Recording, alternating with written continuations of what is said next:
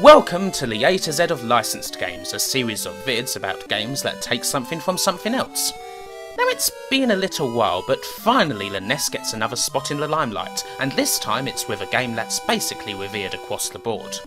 Capcom rode atop the NES like a colossus back in the day, and even if so many of their games are well remembered, Little Nemo is, for me, a cut above. One of my favourite NES games, full stop. It's a toughie, but so beautiful that you won't mind trying to beat it, again and again. This puzzle-tinged platformer comes from interesting sources too, a famous and surreal comic strip created by Winsor McKay all the way back in the early 20th century that over 60 years later became the subject of a Japanese-American cross-production called Little Nemo Adventures in Slumberland. And it's from this, specifically, that the game was born. I played it for the first time a little while back when I did some NES compilation vids, and it's stuck with me ever since. But this time around I decided to give the game the full gun. I sat down and I beat it. And what do I think? Well, every one of the game's levels was just so exciting, giving me so many different challenges along the way. Just loved every minute of it. The basic premise is that you, as Nemo, are defenceless, but you can give candy to friendly animals and take on their forms and abilities, which you can then use to find the keys you need to unlock the door and complete a level. The levels are mostly big open worlds, with a lot of hidden areas where keys potentially lie. Until you get to the finish, only a couple of the levels are more linear. One is purposefully so, on a rail, and the other is one of the best platform levels you'll find in any NES game, so it doesn't really matter. Still, the main joy is in that exploration, and finding the right paths. One of the best things about this game is that you can play it any way you like and still have lots and lots of fun. It is very difficult, mind you. Some enemies are white bastards, especially those ones that float down on you. Occasionally they're almost impossible to avoid. Every NES game has their enemy from hell, and this is Nemo's. But you can still generally avoid them so long as you stay still and wait until they lock onto you before you move. There's no real cheap traps in the level design either. Even if you do screw up, there's always a way to get back to where you started. The majority of the challenge in Little Nemo comes from sequences and patterns that once you've persevered with for a while, you can learn and eventually master. Anger won't help you here, you just gotta knuckle down. And once you beat them, it's so very satisfying, like you've actually achieved something and haven't just passed it through dumb luck. It's the right sort of difficulty, strong but not cheap. And all the time the game itself just gets better. Seriously, every level of Little Nemo is stronger than the one that precedes it. The visuals and music are always top of the tree as far as 8-bit goes, using the NES's capabilities in a way that very few games could match. I can't think of many games that sound as good as Nemo does, at least outside of Sunsoft's titles. And there's a great sense of satisfaction when you finally get to Nightmare Land and Nemo gets the chance to dish out some punishment himself. Really brings the whole coming-of-age story to life. In the beginning he was weak, timid, and as hung up as a freshly pressed suit. But now he's found himself, full of vim and courage, he beats the evil demon, gets the power up, wins the game, and frolics with the princess every night. At least in his dreams. Little Nemo sure does a good job of capturing that innocent wonder of a kid's film, even in game form. So for my money, this is one of the definitive classic titles of the NES era, and as time goes on more and more people are swinging towards it. I'd give it a big edge over a lot of other more famous titles, any Mega Man game, DuckTales, even the likes of Metroid. They're good platformers, great platformers even, but they ain't Little Nemo. As a game it's both technically flawless and filled with heart, that rare sort of combo you only get in the very best games, which this undoubtedly is. And yes, it is a licensed game. So the next time you're fretting about online in your basement, locked in a flame war with some other nerd 1,000 miles away who's saying that all licensed games are shit, typical Saturday night, hey guys, all you need to say is that Little Nemo was a licensed game, and that will be the end of it all. What a game. Phew, that was a long one. Time to relax with some honourable mentions, just a couple this time around. There is one quite big series here though, all those Lego games. Someone had the bright idea of combining everyone's favourite building blocks with just about all the biggest franchises you can name. There's Lego Batman, Lego Harry Potter, Lego Lord of the Rings, Lego Indiana Jones, and in this instance, Lego Star Wars.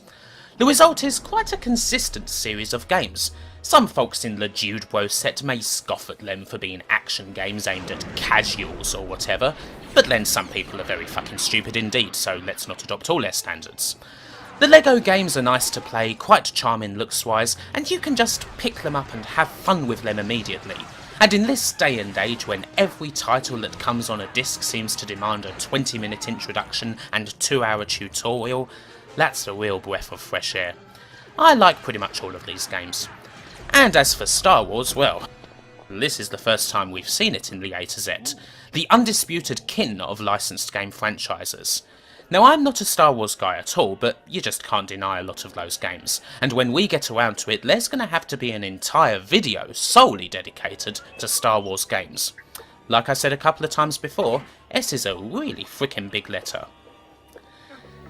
Next up we have The Lion King, shown here for the SNES. A very big game at the time, considering the last major Disney tie-in before this was Aladdin, The Lion King had some pretty big shoes to fill.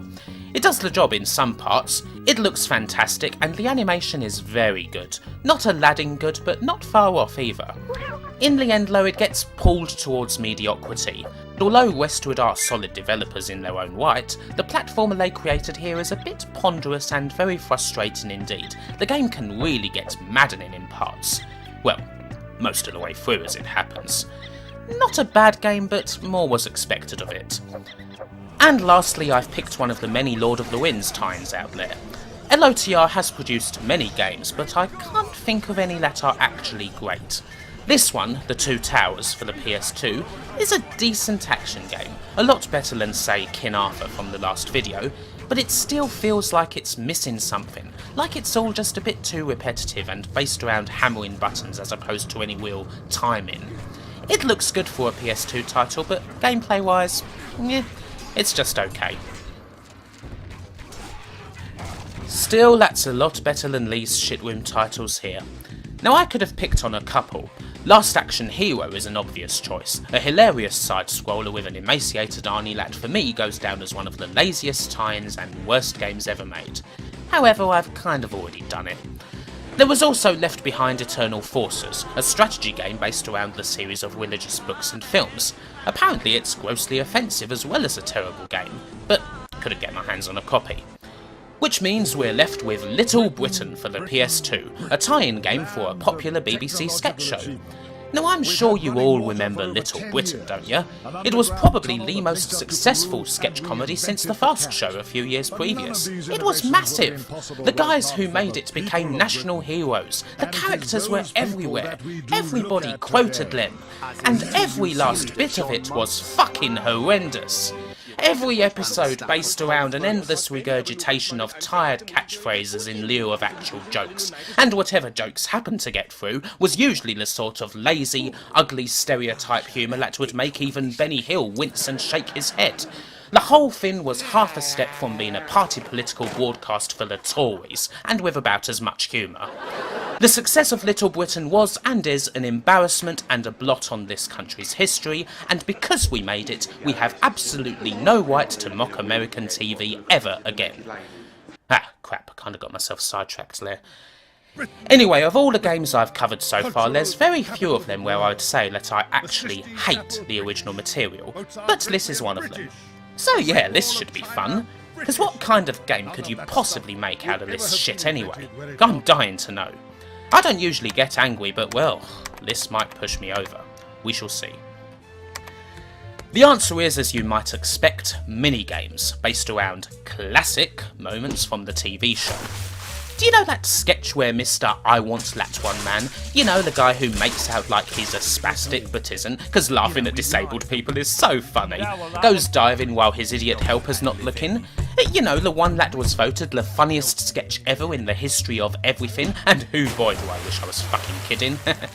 You can play that sketch. Look, He runs out of the chair, he goes on the board, he dives, and then he does it again, and again, and again, all while that idiot's not looking, just again and again and again, endlessly until you get enough score to move on.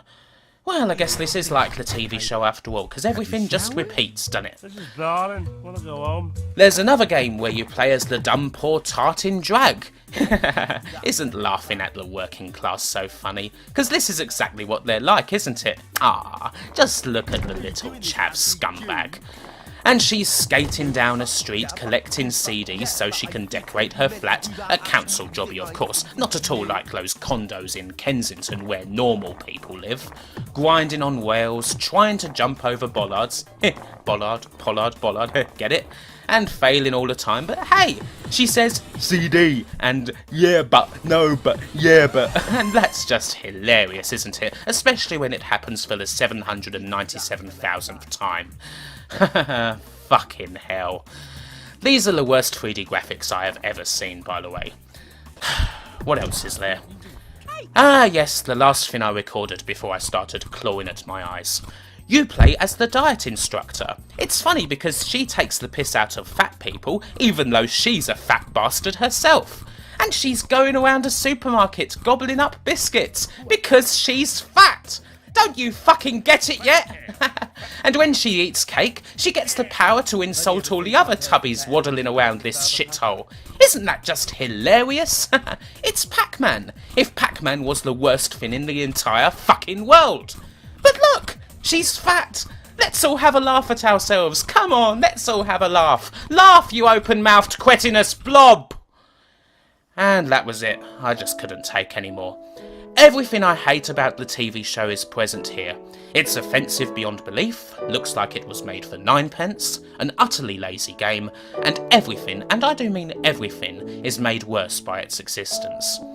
The people who made this game have no concept of anything. The first day of production probably consisted of a man with a whiteboard that said, "What is games?" on it, lecturing a room full of gurning chimps. Just fuck this game to hell. Just when I think I've played the worst game around and nothing's ever gonna top it, this comes along. As you might have guessed, I hate Little Britain for many different reasons. I hate that the show made it 1,000 times more acceptable for people to think entirely in stereotypes. I hate it for the utterly inverse amount of popularity it attained compared to the actual effort that went into the show, less than fucking zero. And I hate it for just being plain terrible. But above all, I hate the show because without it, this game would have never been fucking born, and I would have never, ever, ever had to subject myself to it. Right, we can ease up now. The anger is over. Greener pastures exist over yonder in the letter M, where everyone's favourite mouse will make a welcome return. A clown that feeds burgers to your little children is the subject of a fascinating platformer. And if you thought we were done with British comedy, well, watch this space, because there's a better class of comedy coming up. Oh, and a not so better class. But until then, thanks for watching, and wherever you are, whoever you be, have a good one, take care, and I'll see you next time.